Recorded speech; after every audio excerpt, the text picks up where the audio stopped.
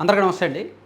Delhi assembly ఎన్నికల ఫలితాలు బహుశా దేశవ్యాప్తంగా కొంతమందిని ఆశ్చర్యపరిచి ఉండొచ్చు, కొంతమందిని ఆనందపరిచి ఉండొచ్చు. బీజేపీ రావాలి అని కోరుకున్న వాళ్ళకి, వస్తుంది అని నమ్మిన వాళ్ళకి పెద్దగా షాకింగ్ కాదు. కానీ అక్కడ అరవింద్ కేజ్రీవాల్ కూడా తన నియోజకవర్గంలో ఓడిపోవడమే ఇక్కడ షాకింగ్ పరిణామం. 3 సార్లు సీఎంగా చేసిన వ్యక్తి, అవినీతికి వ్యతిరేకంగా ఉద్యమం చేసి రాజకీయాల్లోకి వచ్చిన వ్యక్తి, దేశవ్యాప్తంగా రాజకీయ సంచలనంగా మారిన వ్యక్తి, అటువంటిది తన సొంత నియోజకవర్గంలో ఓడిపోయేంత వ్యతిరేకత ఏముంది? అన్ని తప్పులు ఆయన ఏం చేశాడు? అంత చెత్త పరిపాలన ఆయన ఏమందించాడు? అఫ్కోర్స్ ఆయన అవినీతి చేశాడు. ఢిల్లీ మద్యం స్కామ్లో అవినీతి చేసి జైలుకు వెళ్ళాడు కాక. కానీ అవినీతిని ఢిల్లీ ప్రజలు అంత సీరియస్గా తీసుకున్నారా? తన సొంత నియోజకవర్గ ప్రజలు కూడా అంత సీరియస్గా తీసుకున్నారా? ఇదంతా ఆలోచించాలంటే అసలు అరవింద్ కేజ్రీవాల్ ఓటమికి ఎన్ని కారణాలు ఉన్నప్పటికీ ఒక ప్రధాన కారణాన్ని మనం అనలైజ్ చేయాలి. ఒక మహిళ, ఒక రాజ్యసభ సభ్యురాలు, సొంత పార్టీ మహిళ, సొంత పార్టీ నాయకురాలు అరవింద్ కేజ్రీవాల్ని ఓడించడంలో కీలక పాత్ర పోషించారంటే నమ్మగలరా? తిరుగుబాటు. ఆ తిరుగుబాటు ఏ స్థాయిలో ఉందంటే అరవింద్ కేజ్రీవాల్ సొంత నియోజకవర్గంలో ఓడించేంత స్థాయి అన్నమాట. ఆమె పేరు స్వాతి మల్వాల్, రాజ్యసభ సభ్యురాలు. ఆమ్ ఆద్మీ పార్టీ వ్యవస్థాపకం నుంచి, అంటే ఆమ్ ఆద్మీ పార్టీ స్టార్ట్ అయినప్పటి నుంచే ఆమె పార్టీలో ఉన్నారు. మహిళా హక్కుల మీద పోరాడుతూ ఉంటారు. పార్టీ విధానాలు నచ్చక పార్టీ ప్రారంభించింది అవినీతికి వ్యతిరేకంగా, కానీ పార్టీ సిద్ధాంతాలు, పార్టీ విధానాలకు వ్యతిరేకంగా పార్టీ వెళ్తోంది అని ఆమె పార్టీలో ఉంటూనే అనేక సార్లు హెచ్చరిస్తూ వచ్చారు. సో అలా పీక్స్కి వస్తూ కొన్ని సందర్భాల్లో ఆమె పార్టీకి వ్యతిరేకంగా మాట్లాడారు, ట్వీట్లు చేశారు, ఓపెన్ అయ్యారు, పార్టీకి వ్యతిరేకంగా ఉద్యమించారు. అనేక విషయాల మీద మహిళలతో కలిపి రోడ్డెక్కారు. అటువంటి స్వాతి మల్వాల్ 2024 మే 13వ తేదీన ఆమెకు ఒక పెద్ద అవమానం జరిగింది. దాన్ని ఆమె సీరియస్గా తీసుకొని అరవింద్ కేజ్రీవాల్ ఓటమిని పంతంగా తీసుకున్నారు. సో అది సాధించారు. అందుకే ఢిల్లీలో అరవింద్ కేజ్రీవాల్ గారు ఓడిపోయిన తర్వాత, ఆమ్ ఆద్మీ పార్టీ ఓడిపోయిన తర్వాత ఆమె ట్విట్టర్లో ఒక పోస్ట్ చేశారు. నిన్న మీరు పక్కన చూడొచ్చు ఆమె చేసిన ట్వీట్ ఏమిటి అనేది.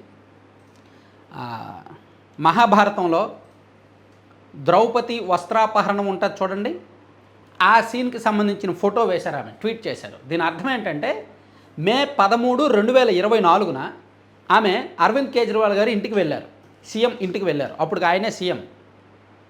ఆ సీఎం గారి పిఏ, ఆయన పేరు వైభవ్ కుమార్ అనుకుంటా. ఆయన అరవింద్ కేజ్రీవాల్ గారి అంటే సీఎం అపాయింట్మెంట్ ఇప్పించలేదు కదా, ఆమెను అక్కడ హింసించాడంట. మరి లోపల అంటే దారుణంగా హింసించాడు అని ఆమె ఆరోపించి కేసు పెట్టారు. చిత్రహింసలకు గురి చేశాడు, కొట్టాడు, వేధించాడు అని. ఒక రకంగా మేబీ ఇంకేమైనా ప్రయత్నాలు చేసి ఉంటే ఉండొచ్చు కాక. ఆమె అప్పటికి రాజ్యసభ సభ్యురాలే.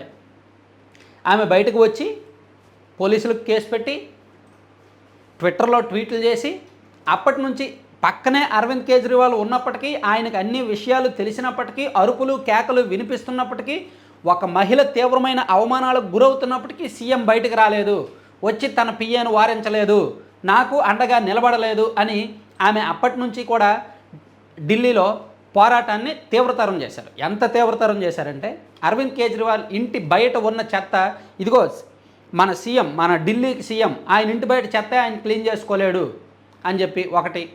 అలాగే సామాన్యులకు, ప్రజలకు న్యాయం చేయలేని, పార్టీలో వ్యక్తులకు న్యాయం చేయలేని సీఎం ఢిల్లీకి ఏం న్యాయం చేస్తాడు అనేది ఒకటి.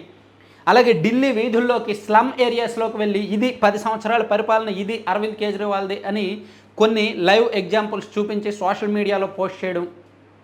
అలాగే ప్రభుత్వ స్కూల్స్కి వెళ్ళి ప్రభుత్వ స్కూల్స్ని ఎంతో ఉద్ధరించాము అని చెప్పుకుంటున్న అరవింద్ కేజ్రీవాల్ ప్రభుత్వ పరిపాలన డొల్లతనం ఇది అని చెప్పి సోషల్ మీడియాలో పోస్ట్ చేయడం. ఇలా సోషల్ మీడియాని విపరీతంగా వాడారు. ఆమె తీసుకొచ్చిన ప్రతి స్లోగన్ని కూడా బీజేపీ తమకు అనుకూలంగా మార్చుకుంది. ఆమె క్రిటిసైజ్ చేశారు, విమర్శించారు.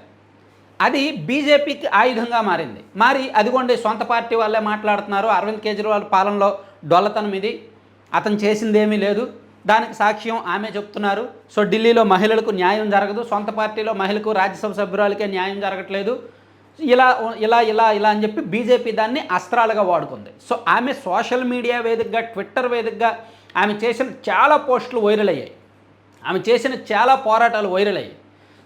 దేనికి కూడా కేజ్రీవాల్ సమాధానం చెప్పలా, లైట్ తీసుకున్నారు. కానీ అవి చిలికి చిలికి గాలివానగా మారి బీజేపీ దాన్ని బాగా వైరల్ చేసి దానికి మరి కాస్త మసాలా దట్టించి ఇప్పుడు అరవింద్ కేజ్రీవాల్ దారుణంగా రాజకీయ పతనావస్థకు చేరుకోవడంలో కీలకమైంది. సో నిన్నటి నుంచి, నిన్న కాదు మొన్న ఢిల్లీ రిజల్ట్స్ వచ్చినప్పటి నుంచి కూడా ఈ స్వాతి మల్వాల్ ఆమె జాతీయ మీడియాల్లో అనేక డిబేట్లలో పాల్గొంటుంది. ఇండియా టుడే కానీ, రిపబ్లిక్ టీవీ కానీ చాలా ఛానల్స్లో ఆమె మాట్లాడుతున్నారు. ఆమె మాట్లాడిన ప్రతి మాట వ్యాలిడ్ పాయింట్. దేనికి కూడా ఆమ్ ఆద్మీ పార్టీ నుంచి స్పందన లేదు. అంతెందుకు, పార్టీ ఓడిపోయింది ఆమ్ ఆద్మీ పార్టీ, కానీ అతీషి ఢిల్లీ సీఎంగా ఉన్న అతీషి మాత్రం గెలిచారు, కాస్త తక్కువ మెజార్టీతో గెలిచారు. అయినా సరే ఆమె సంబరాలు చేసుకున్నారు, డ్యాన్స్ చేశారు. ఆ వీడియోని ఈ స్వాతి తన ట్విట్టర్ అకౌంట్లో పోస్ట్ చేసి పార్టీ పోయినా ఆమె గెలిచినందుకు ఇలా సంబరాలు చేసుకుంటోంది అని చెప్పి ఆమెను కూడా విమర్శించారు. సో అంటే ఇన్నాళ్ళకు ఢిల్లీ ప్రజలకు న్యాయం జరిగింది, తనకు న్యాయం జరిగింది అని ఆమె టెంపుల్స్ కూడా తిరుగుతున్నారు తన తల్లితో సహా. నేను ఎదుర్కొన్న అవమానాలకు ఇన్నాళ్ళకు న్యాయం జరిగింది, దేవుడు కరుణించాడు, దేవుడు ఉన్నాడు అనేటట్టు ఆమె విపరీతంగా పోస్టులు పెడుతున్నారు, టెంపుల్స్ అన్నీ తిరుగుతున్నారన్నమాట. సో ఒక రకంగా అరవింద్ కేజ్రీవాల్ గారి మీద బీజేపీ కంటే సొంత పార్టీ ఎంపీనే ఎక్కువగా పోరాడారు.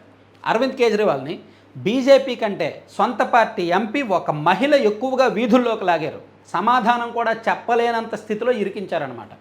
సో తిరుగుబాటుని స్టార్టింగ్లోనే అంచనా వేసి ఆమెతో మాట్లాడడం లేదా ఆమెను బయటకు పంపించడం ఏదో ఒకటి చేస్తే సరిపోయేది. కానీ అంత సీన్ లేదని తేలిగ్గా తీసుకున్నారు.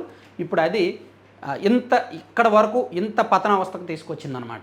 స్వాతి మల్వాల్ అనే మహిళ, ఆ నాయకురాలు అరవింద్ కేజ్రీవాల్కి వ్యతిరేకంగా చేసిన పోరాట ఫలితం బహుశా ఈ పతనంలో ఎంతో కొంత భాగమైతే ఆమెకు ఉంటుంది, ఖచ్చితంగా ఉంటుంది. Thank you.